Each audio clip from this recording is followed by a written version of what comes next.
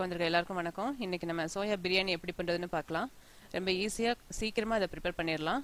இப்போ இதை எப்படி பண்றது, இதுக்கு என்னென்ன பொருள் வேணும்ன்றதை இப்போ பார்க்கலாம். இஞ்சி 1 டீஸ்பூன், பெரிய வெங்காயம் கட் பண்ணி வச்சிருக்கேன் ஒரு பெரிய வெங்காயம், இது 2 பிரியாணி இலை, கொஞ்சம் பட்டை கிராம்பு, 2 தக்காளி அரைச்சி எடுத்திருக்கேன், மிக்சியில் போட்டு அரைச்சி எடுத்திருக்கேன், 1 டீஸ்பூன் வரமிளகாத்தூள், கொஞ்சம் மஞ்சள் தூள், இது கொஞ்சம் சோம்பு தூள், இது ஏலக்காய் பவுடர் ஒரு பிஞ்சு. இப்போ இந்த கப்னால நான் 1.5 கப் அரிசி எடுத்திருக்கேன், அதனால 3 கப் தண்ணி ஊற்றிருக்கேன். எந்த கப் எடுக்கிறோமோ அந்த கப்பில் தான் அளந்து ஊற்றணும். இப்போ அடியில் எண்ணெயும் நெய்யும் ஊற்றிக்கலாம் குக்கரில். அப்போ அடி பிடிக்காது, ரொம்ப அடி பிடிக்காது, உதிரியாக வரும். இப்போ இந்த அரிசியை ஊற வச்சிருக்க அரிசி அப்படி தண்ணியோட சேர்த்து இது குக்கரில் போட்டு ஊற வச்சிடலாம்.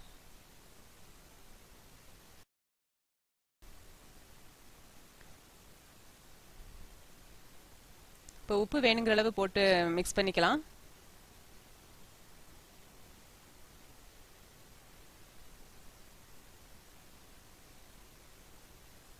இப்போ இன்னொரு பாத்திரத்தில் 3 டீஸ்பூன் எண்ணெய் ஊற்றிக்கோங்க. எண்ணெய் ஊற்றி மற்றது எல்லாத்தையும் போட்டு வெதிப்பிடலாம். பிரியாணியில் ஏலக்காய் கிராம்பு எல்லாம் போட்டு வெதுப்புறேன்.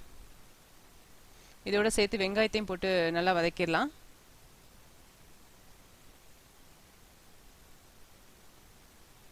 வெங்காயம் வதங்கிடுச்சு, தக்காளி ஊற்ற போகிறேன். இப்போ இஞ்சி பூண்டு பேஸ்ட் சேர்க்குறேன். இப்போ மிளகாத்தூள், சோம்புத்தூள், மஞ்சள் தூள் எல்லாம் சேர்த்துக்கலாம், ஏலக்காய் தூள். இப்போ இந்த சோயா பாலையும் எடுத்து இதோட போட்டுடலாம். சோயா பால் 1 மணி நேரம் முன்னாடியே ஊற வச்சிருங்க, அப்போ தான் சாஃப்டாக வரும். ஊற வச்சுட்டு தண்ணி இல்லாமல் நல்லா புளிஞ்சிருங்க. புளிஞ்சிட்டிங்கன்னா இந்த இதில் போடும்போது தண்ணி ரொம்ப விட்டுட்டு வராது. இப்போ ட்ரை ஆக்கிடுங்க, நல்லா தண்ணி இல்லாமல் ட்ரை ஆக்கிட்டு அந்த அரிசியோட சேர்த்து ஊற வச்சிருக்க அரிசியோட சேர்த்து இதை மிக்ஸ் பண்ணிடுங்க. இதில் தண்ணி இருந்துச்சுன்னா ஏற்கனவே அரிசியில் வேணுங்கிற அளவு தண்ணி ஊற்றிட்டோம், இந்த தண்ணியும் சேர்ந்து அரிசி குழஞ்சி போயிடும். அதனால இதில் தண்ணி இல்லாமல் பார்த்துக்குங்க.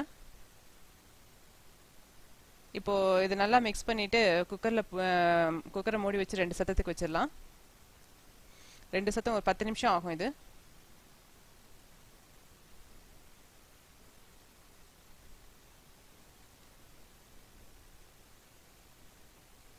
குக்கரை நல்லா ஆவி அடங்கினதுக்கப்புறம் ஓப்பன் பண்ணி பாருங்க.